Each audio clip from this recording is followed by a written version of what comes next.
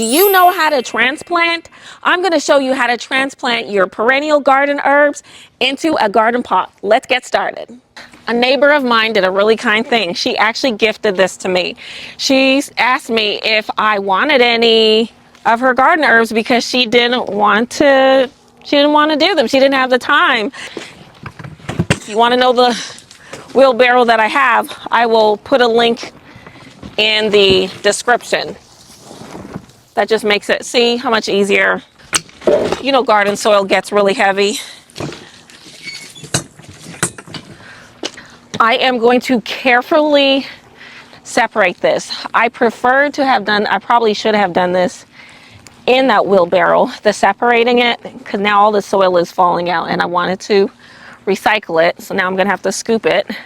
And I'm using that container I'm gonna use. I'm just gonna drop that in there. I have 2 containers that were growing plants in it and they're just sitting here unused, and I said, well, I might as well use them. That makes sense. I probably should have separated this in the bucket, but I'm now in the flow and I don't feel like stopping. I'm gonna keep going, and I want to be very careful that I'm not damaging too many of the roots. I want to keep this root ball intact because you can take away too much and it does more damage, and then they don't transplant well and they're in a state of shock. But she had this growing in the same pot together, so I'm just carefully separating it with my hand. I can feel the roots separating. It's almost like detangling your hair.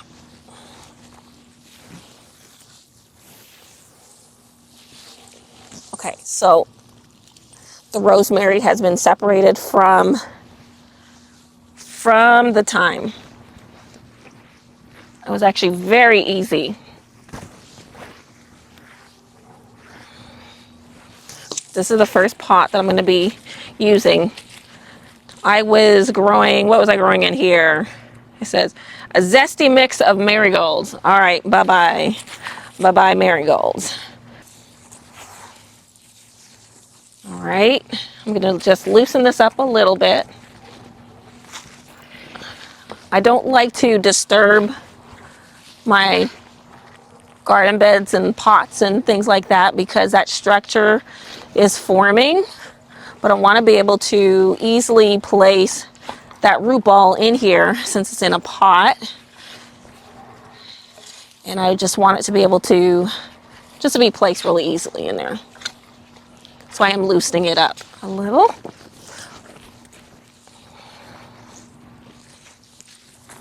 And this is a great way to recycle. Look, healthy roots that will feed the soil. It's not feeding the soil, it's feeding the microorganisms in the soil.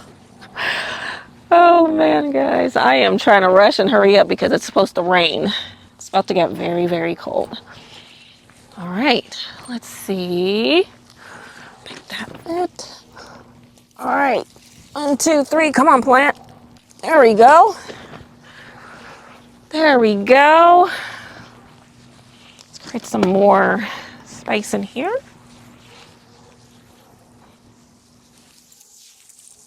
Gardening is so relaxing. It smells great. I am going to harvest this rosemary because it needs to be harvested, and I'm going to dry it so that I have garden herbs to use for cooking. And so you want to, once you put, I'm backfilling that soil, and then I'm pushing around, just pushing around that root ball. You don't want to bury it too deep with the woody part in there. You want to make sure that woody part is at the top of that soil. You see, I did not bring up that soil all the way here. I'm going to follow the same concept for this thyme. So I had flowers in this pot as well, so let me loosen this up. It is about to rain in my area, so y'all, I am rushing and trying to hurry up as much as possible. With this, I'm gonna have to, looking that the root ball looks larger, I'm gonna scoop some of this out first. In the meantime, I'm just gonna scoop it in there instead of the wagon. I can always put that into the wagon. I'm trying to rush because we're going to have rain. If you hear some loud sounds, I was about to say it might be thunder. No, it's not. It's my neighbors walking around. Hilarious. Hilarious. All right, let's see. I might, because that thyme root ball is pretty large.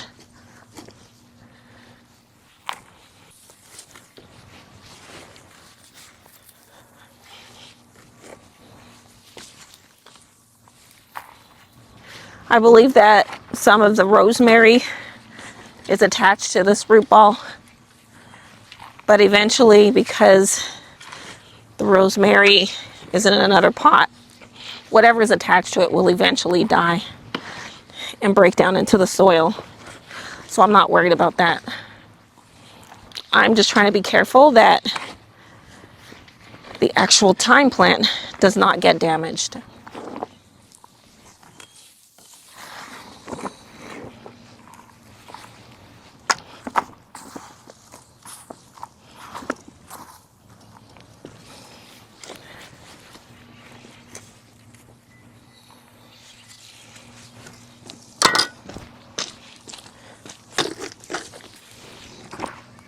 All right.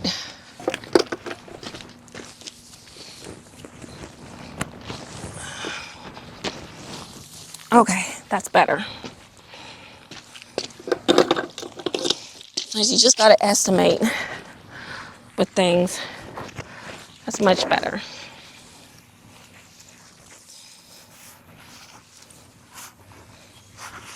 And then you just want to backfill it now. So I'm going to take this excessive soil, toss that in there.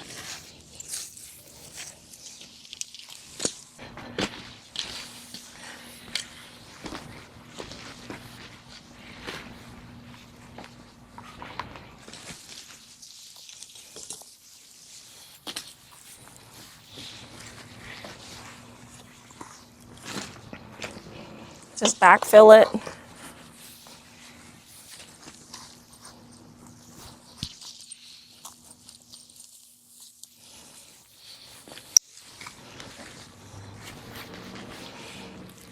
This is what I love about reusing soil.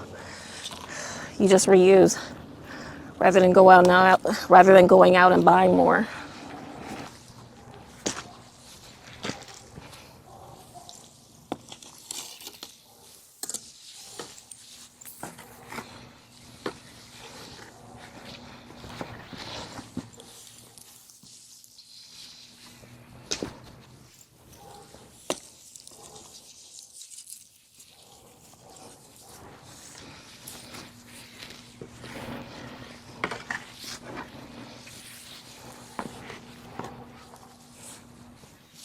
And I believe there's some right here.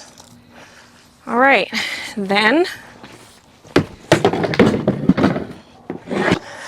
probably come on. I don't know what's going on with me today, but I'm gonna be careful. All right, moving right along. I feel like the older that I get, the more clumsy I get. And I don't know, things I don't see, pay attention to, I just kind of overlook it and I'll trip. It's just silly things.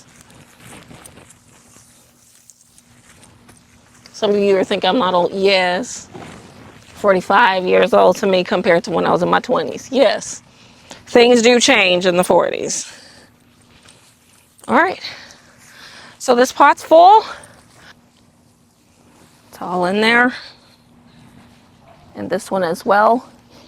All right, so that's it. Of course, gardening gets messy and it is what it is. It's all over me, my clothes. And I hope you like this video. I am actually going to cover these with a leaf mulch, but you can use hemp mulch, wood chips, leaves, dry leaves, and even straw. Whatever it is that you feel like you could get access to. For me, leaves are everywhere in my yard and it's free. So that's what I'm going to use, and I'm going to attach a video to show you how I do the whole leaf mulch to top my beds for the winter.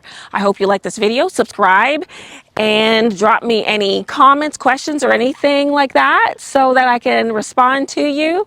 I'm glad that you are here, a part of this journey. Remember to grow, eat, and self-care. Bye.